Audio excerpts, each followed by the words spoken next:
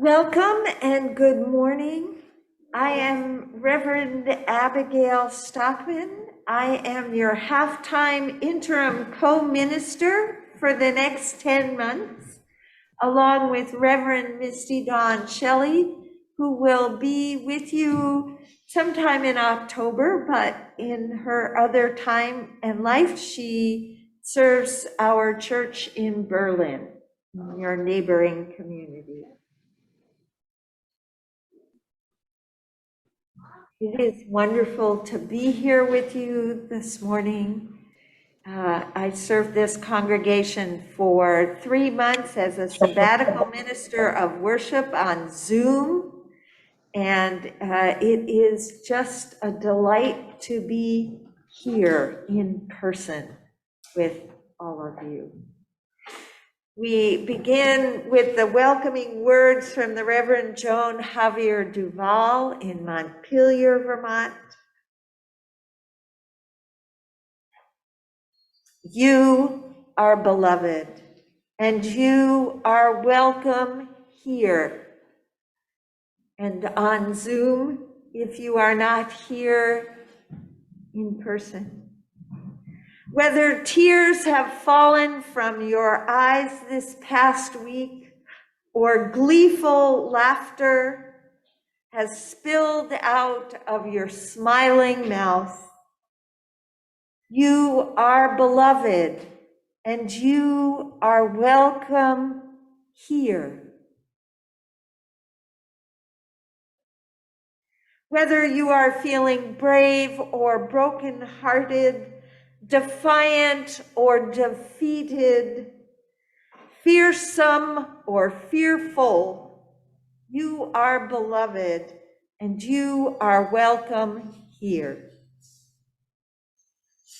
Whether you are feeling brave or brokenhearted, defiant or defeated,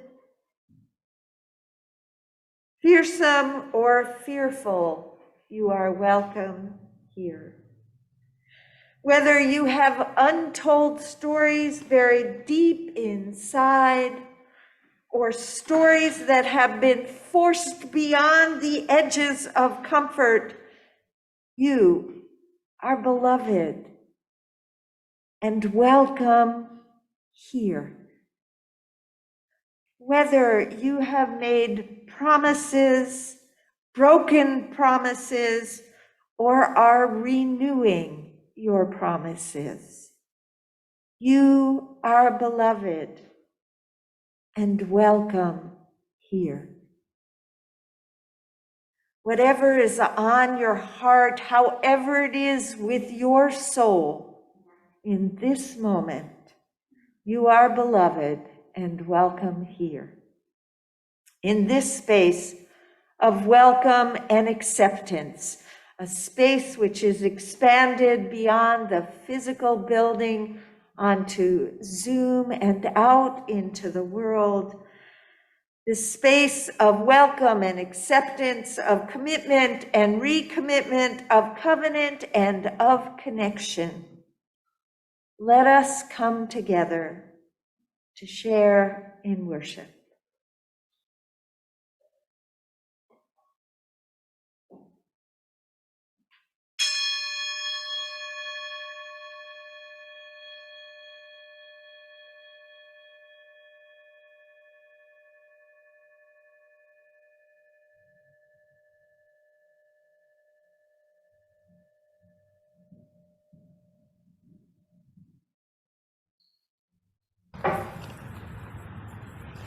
Sing out praises for the journey, pilgrims we will carry on.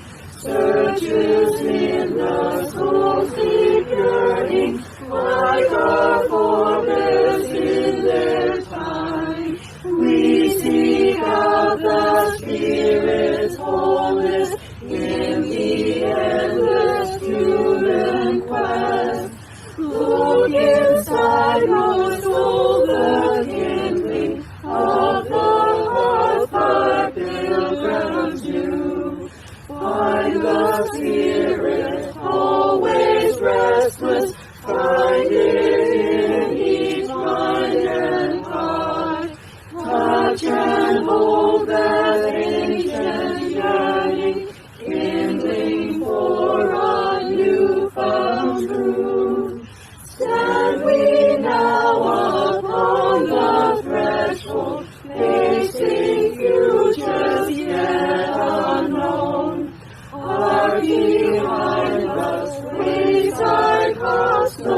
built by those who knew wild rose.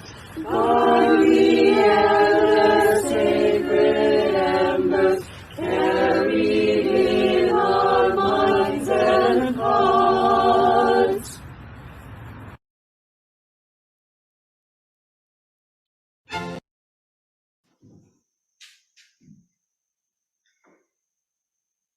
Come, you spiritual and faithful journeyers, you let us enter into worship as we light our chalice, the symbol of our Unitarian Universalist faith. Through the week, this chalice abides, cupped and silent. Softly it gleams in a dimly lit room, complete unto itself. Today we come together as a community of faith, joyful and free. May we abide like this chalice. May we grow in our faith to know ourselves, each other, and Unitarian Universalism and the world around us ever more deeply.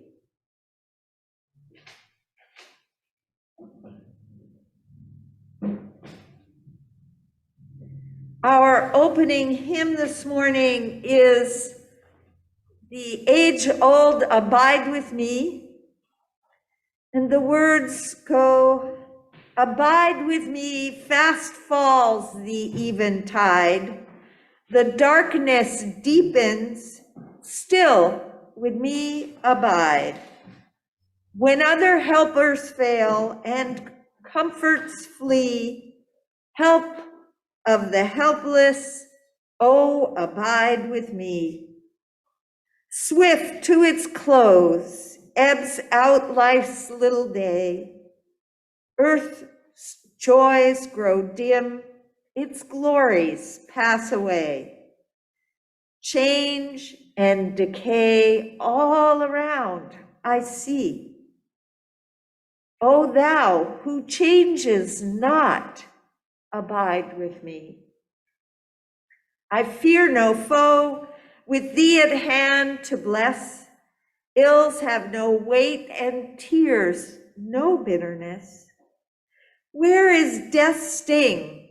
Where grave thy victory? I triumph still if thou abide with me. And now, for an incredible treat, for the first time in 3 years, in the sanctuary of First Parish in Northborough, Massachusetts, live on camera, our choir.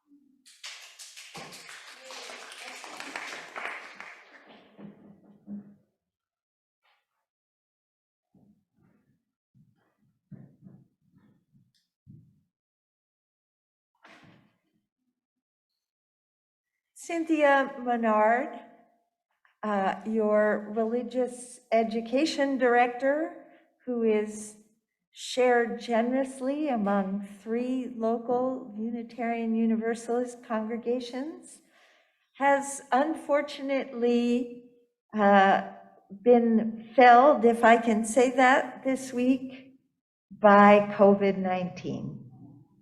So she would be here this morning and wishes she were here. She would rather feel better.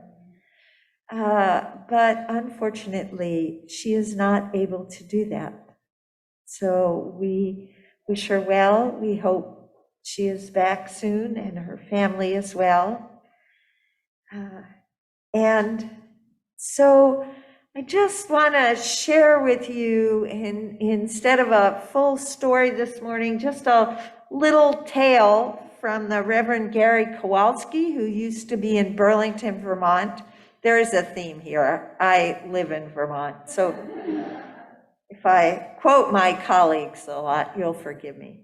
And he tells a story, just a little story about faith. And his story is that he likes to go hiking, and he does it quite a bit. He hikes in the woods with his dog. But instead of hiking just on his 2 feet, he always brings with him a hiking stick, a walking stick, because it helps ground him. And it helps him to find his way on the path with a little less trouble and stumbling. And sometimes it is able to tell him where the pitfalls in the trail might be ahead of time. Faith is like that. If we use it as our walking stick in life, we can put it down in front of us to see if the ground is solid or whether we need to shift our path a little bit along the way. Thank you, Reverend Gary Kowalski. And that leads us into thinking about, what does it mean to have faith, and what do we do with faith? We sit here, or we sit at home now for a couple of years, and many still. And we engage in this thing called worship on Sunday mornings, which has something to do with the notion of faith, right? Something. Maybe we're not sure what. So Ralph Waldo Emerson thought about this, and he thought about it more in terms of worship, but every time he uses the word worship, we might think about faith. And it's just a little something he wrote. A person will worship something, have no doubt about that. We may think our tribute is paid in secret in the dark recesses of our hearts, but it will out. That which dominates our imaginations and our thoughts will determine our lives and character. Therefore, it behooves us to be careful what we worship, for what we are worshiping, we are becoming.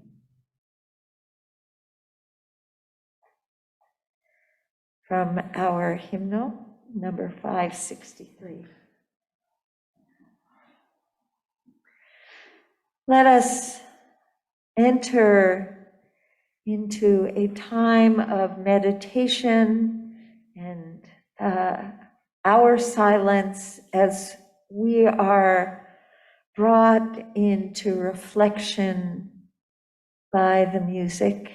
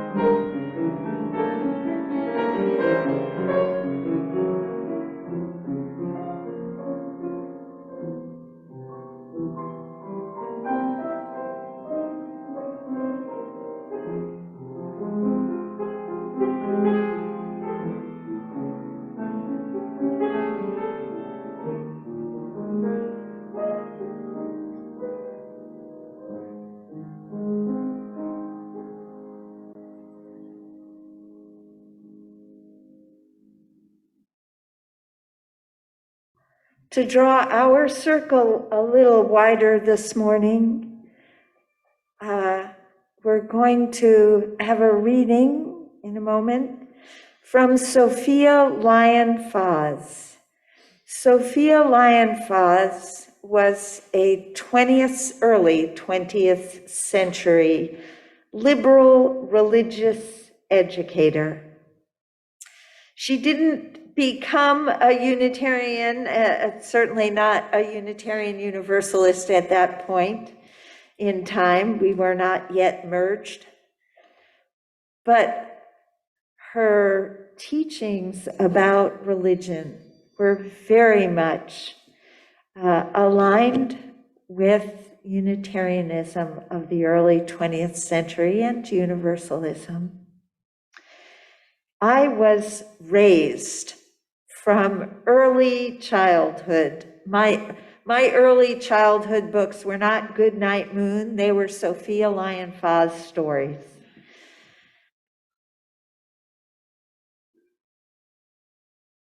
But she really has marked our faith and our religious education and our theology in many ways in the following years after her life.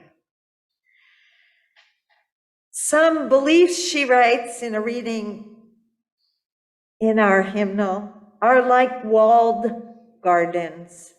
They encourage exclusiveness and the feeling of being especially privileged. Other beliefs are expansive and lead the way into wider and deeper sympathies. Some beliefs are like shadows, clouding children's days and fears of unknown calamities. Other beliefs are like sunshine, blessing children with the warmth of happiness. Some beliefs are divisive, separating saved from unsaved and friends from enemies. Other beliefs are bonds in a world community where sincere differences beautify the pattern. Some beliefs are like blinders shutting off the power to choose one's own direction. And other beliefs are like gateways opening wide vistas for exploration. Some beliefs weaken a person's selfhood. They blight the growth of resourcefulness. Other beliefs nurture self-confidence and enrich the feeling of personal worth. Some beliefs are rigid like the body of death, impotent in a changing world. Other beliefs are pliable, like the young sapling ever growing with the upward thrust of life. Thus ends the reading.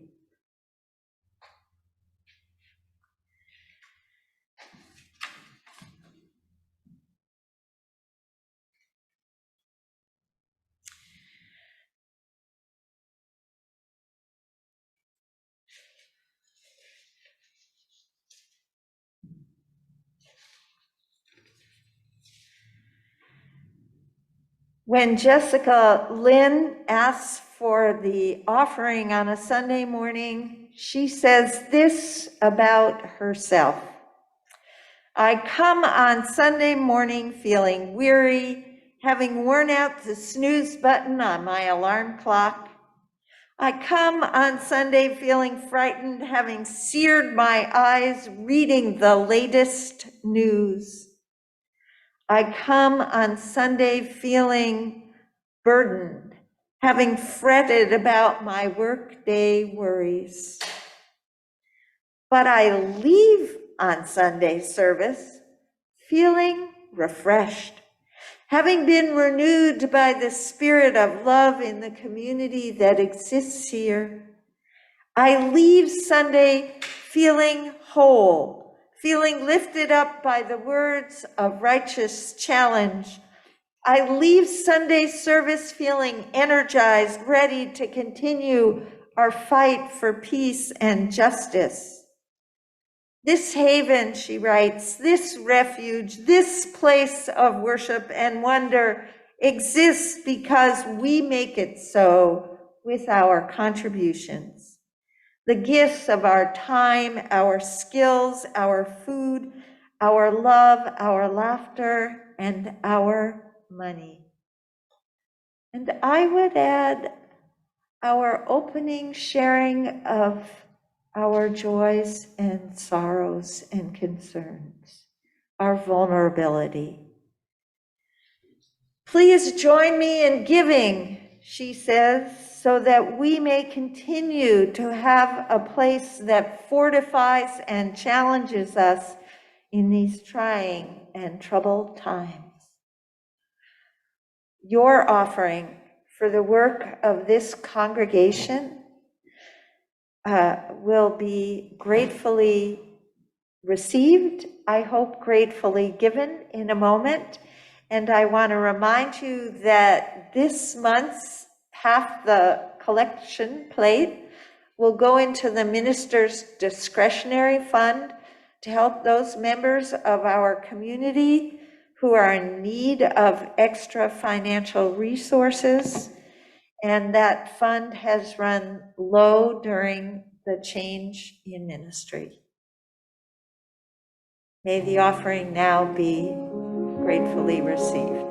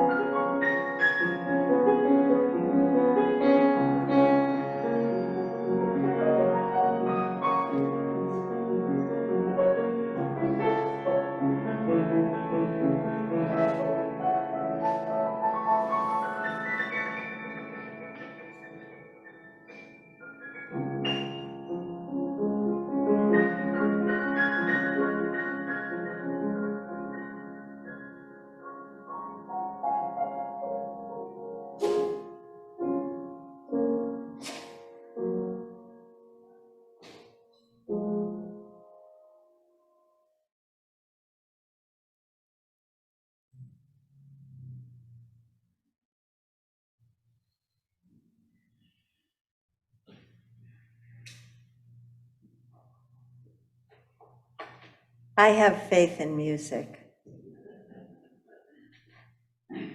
And Olga.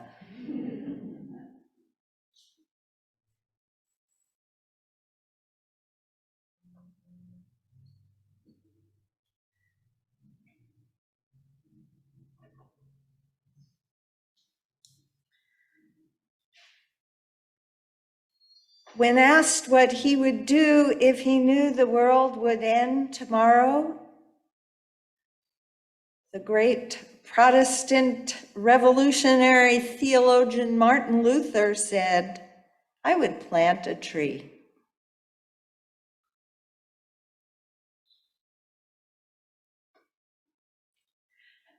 To have faith. When I tell someone that I've never met before that I am a clergy person, most people immediately assume that I'm someone who has faith in God. However, it is that that particular individual makes meaning of the word God. Had I not originally also trained as an interfaith, or these days interreligious chaplain, before I came to congregational ministry, I might insist on educating them about a liberal religious theology that does not necessarily place God with a capital G at the center all the time. Instead, I often find myself listening to them as they speak of their faith, how strong or how weak they feel it to be. Sometimes this is followed by their very embarrassed explanations for why they don't go to church, and sometimes it is followed by praises for their own faith community and their own minister.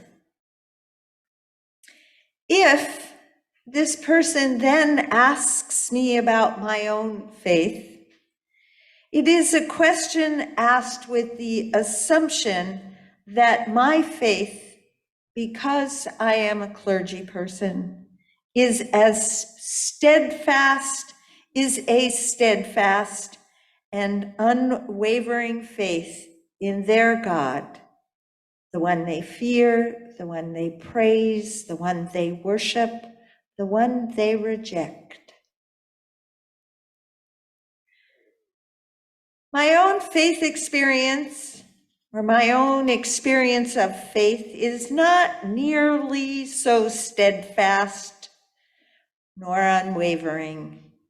Rather, it is like wavering of a new or rusty bicycle rider. Do you remember learning to ride a bike and not being able to find your balance? Some days I can jump on that faith bike and balance myself riding for miles before I stumble and fall off. Other days I lose my balance and fall off that bike much sooner. And there are many, many days where I must say I can barely keep my feet on the pedals or get my legs to turn the wheels one full revolution. We have been raised with such odd, but also persistent ideas about faith and its close cousin, belief. But they are not the same thing. And the distinction is not unimportant nor irrelevant to us as Unitarian Universalists in this 21st century on the forming edge of a shifting cultural paradigm. I love the word paradigm. I learned it in college, and I've never lost my love of saying it. Something about the way it feels, though I'm not sure I yet really understand what it is. It is a pattern or a set of patterns, even an archetype. It is something we are unaware of until somehow it breaks, or its hold on our collective imagination or our collective being shifts. Think of paradigm like those fish who, if we gave them human minds, would still not ask questions about water versus air, because water is what they exist in. But if global warming dries up all the water and the fish were actually humans, they might begin to think about air and how to survive in it. Perhaps a few fish would design a machine that would turn air into water. Perhaps that machine might need 10 fish to be swishing their tails all day long in order to power that air to water machine. So now the fish can no longer swim around in the water among their own schools looking for food, avoiding their predators. Heck, their predators might be in places they don't expect them. And they would have to begin to organize themselves differently as fish. Their paradigm has shifted. In our culture, yours and mine, the current paradigm shift brings to the forefront of our human relations the questions of how power in this Western culture has functioned in relationship to human identity. Specifically, we are learning how our human power has been kept flowing in such a manner that certain fish among us are forced to remain in areas of the water where it is harder for fish to survive or thrive or just be seen and acknowledged. While others have been reaping the privilege of living in areas of the water rich with food resources and social interactions involving the power to choose, to decide where and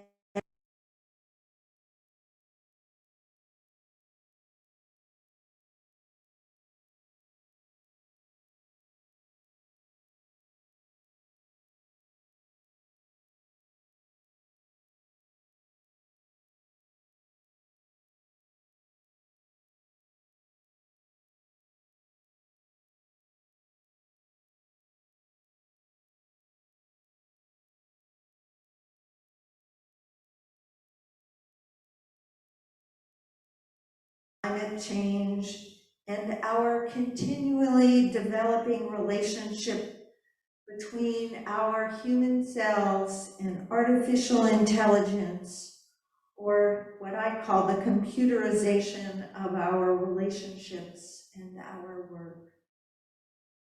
And of course, in reality, it is much more complicated and intertwined, which simply reminds us how deeply embedded these paradigms about how life should be and work, how deeply they're embedded in our beliefs and often also our faith. And you wondered how I was going to get from the fish to belief and faith. So did I. These are challenging times. They're exciting and adventurous times. They are sorrowful and grief-stricken times. But the pandemic forced us to stop and to step back from life as usual. It has provided and continues to provide us with an opportunity to hit our individual and cultural reset buttons. For you and your congregation here at First Parish, it has done the same.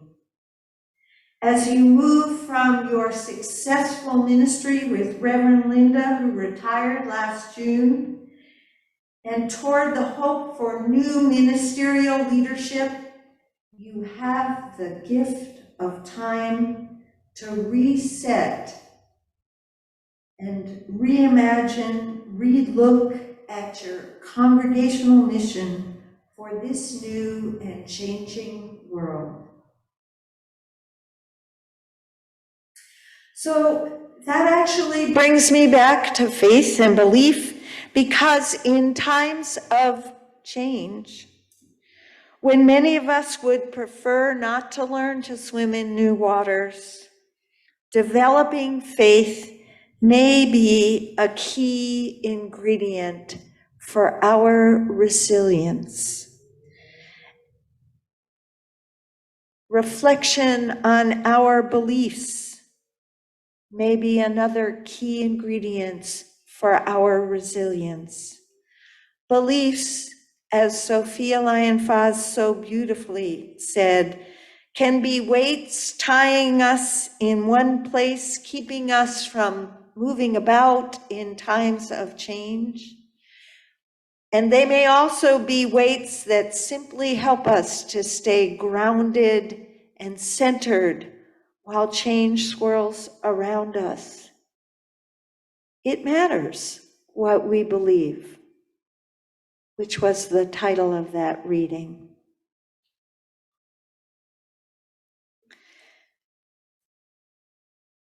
I invite you for the next week to reflect every day if you can, if it just, you remember for a moment, what was it I believed about whatever just happened? Very mundane, ordinary, everyday world things that we have beliefs about. Can you, First Parish, in this interim time, open yourselves to noticing without condemning those congregational beliefs that might function among you as walled gardens rather than open doors? And what are the beliefs that function as open doors? An invitation to reflect in the coming months. I carry within me beliefs that make me cringe when I'm able to muster the laughter and lightheartedness most of them truly deserve. You can often catch me knocking on wood when I speak of the future. Now, I know that knocking on wood is not going to change what happens in my rational mind, but that has never stopped me when I speak of the future. I can still hear in my head my mother's voice about an Ashkenazic Jewish folk tradition of not naming a baby for 7 or maybe it was 10 days after the baby is born so the devil cannot find it and take residence in its soul. All I can say is that when my eldest daughter was born, my eldest child, my daughter, it took me 7 days to fill out the birth certificate. My mother would not have claimed to have believed this folk tradition, but she did make a point of passing it along, didn't she? I firmly believe, again, from my childhood of daily training to drink my juice up, that a fresh glass of fresh orange or grapefruit juice will undo the harm of the half a pound of kosher, since I've already told you about my Jewish ancestry, bacon that I consume afterwards. For some reasons, my doctors and science disagree with me, especially when I get my cholesterol tested. My point is that we all have beliefs of these sorts about the world around us and the world within us, And even when our minds and our brains and our thinking tells us differently, we are not unaffected by the beliefs we have been taught about the world, the ground we walk on, the air we breathe, the people we love, the ways of kindness or harshness. Is it a dog-eat-dog world in your belief system? Or is it a world filled with kindness and trust if you can only just see it?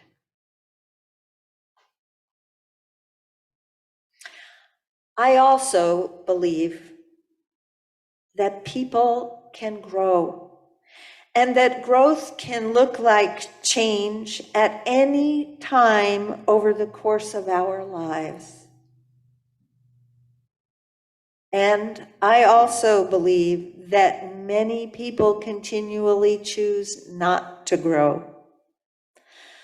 My life experience does not lead me to believe in people's goodness and compassion and kindness over self-serving, indifferent, unkind, and or power-driven behaviors. I wish I could stand here and say otherwise, but I cannot. So it may matter what we believe. It's good to know and reflect and become aware of what it is that we believe, but it's not the last word. Because while I don't believe in people's goodness and compassion and kindness, my faith asks me to act otherwise.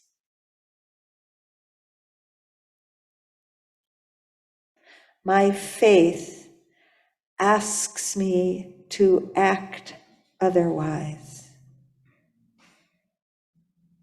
It matters where we place our faith and where we worship and what we worship and what we place our faith in.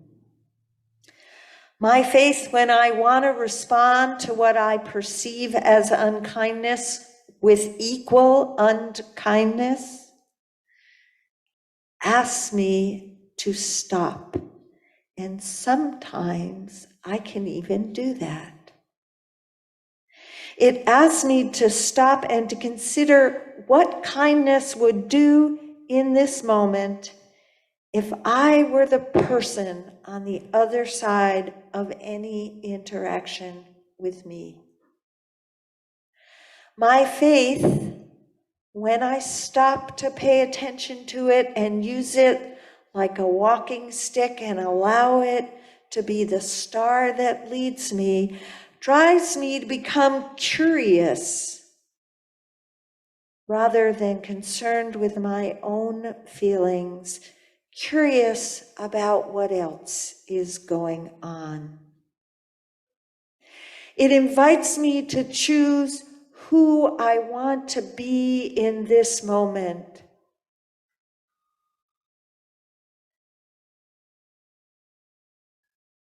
And it binds my soul to goodness and compassion and kindness just a little bit more each time I choose to act out of my faith.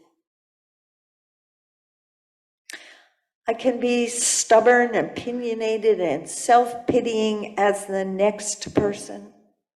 And we are all subject to human angst, to that anxiety that comes when we're uncertain, when we don't know what the future is, when we lose our balance, and we stop being able to pedal in the direction we thought we were heading. And in those moments, which we have as individuals, and we have as communities, and we have as political entities. In those moments of anxiety and angst and uncertainty, when we've already stopped the bicycle, we often don't act out of faith, but we revert to our long-held beliefs. The ones that tells me, people aren't kind, don't be kind now.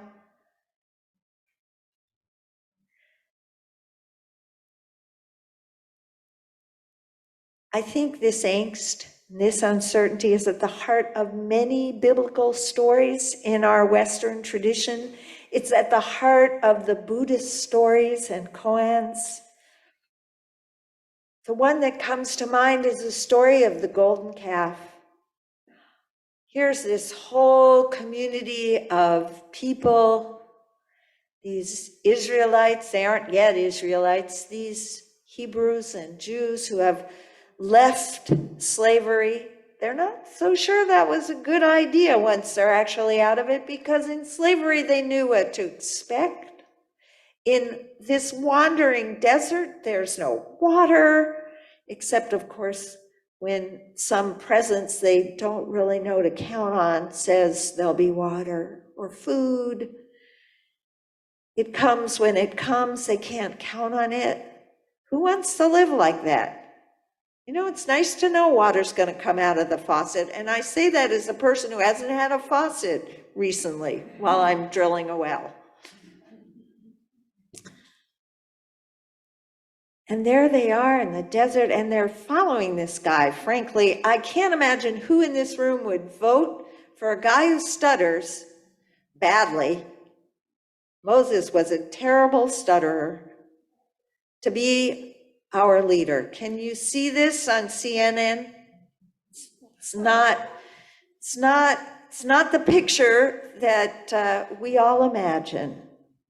And there is this leader they're following, and he says, I'm going up to the mountain because that's what I know to do is the right thing. That's the faithful thing to do in this moment.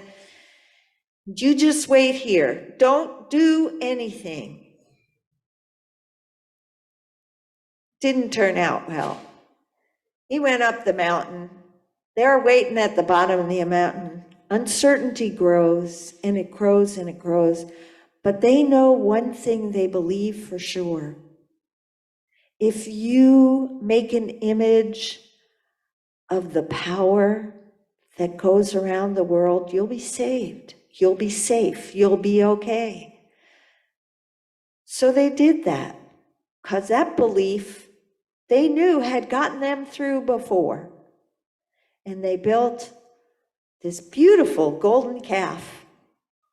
Only the thing is, the power of faith that Moses was trying to connect with, of goodness and kindness and compassion, and maybe that doesn't, I'm shortcutting here a little bit.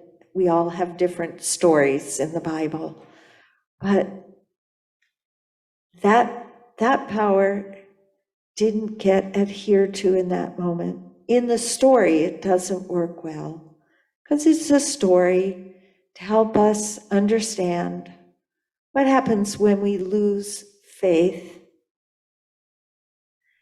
and instead default to our certainties and beliefs. And it doesn't matter if the particulars of the story make sense to us now in a way. The story itself has that fundamental purpose. So if you'll just give me that for this moment, I will say thank you. And yet, we need a certain amount of anxiety. I mean, we can't throw anxiety out. Things are uncertain, and we need a certain amount of anxiety to help us to function. If we had no anxiety, we would probably be like spineless beings, and nothing that we expect to be able to do would get done. How do we find that fine line, that beautiful small pathway, the boundary between the anxiety we need to perform well and the anxiety that propels us away from faith, to take refuge stubbornly in our seemingly comfortable beliefs? How will we know when we've fallen off that narrow pathway between necessary anxiety and destabilizing anxiety about our path and our way forward?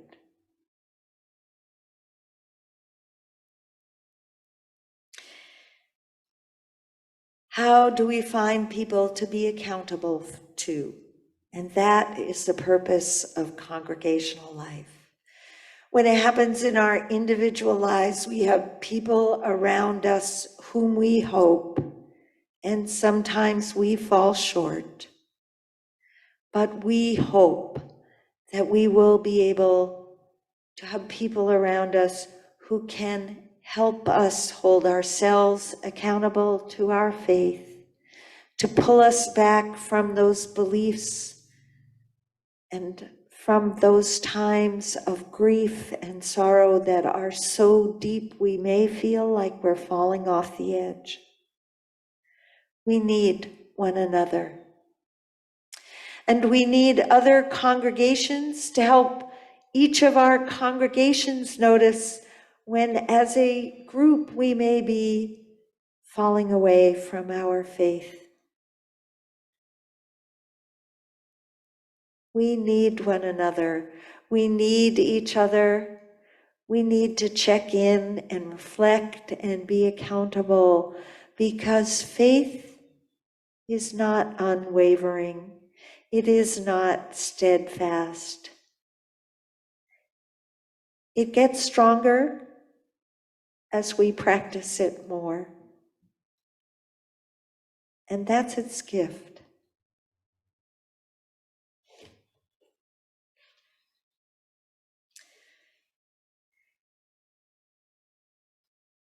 We need one another to notice what we are worshiping, which beliefs have crept into our daily being that are too rigid or walled off, and which ones are opening doors and pliable like trees. We need one another to do what Annie Dillard calls abetting creation and witnessing to it, noticing each other's beautiful faces and complex natures, so that creation need not play to an empty house. We need one another to learn how to ride that bicycle again and to keep our balance. May it be so. May the day arrive someday soon. Amen.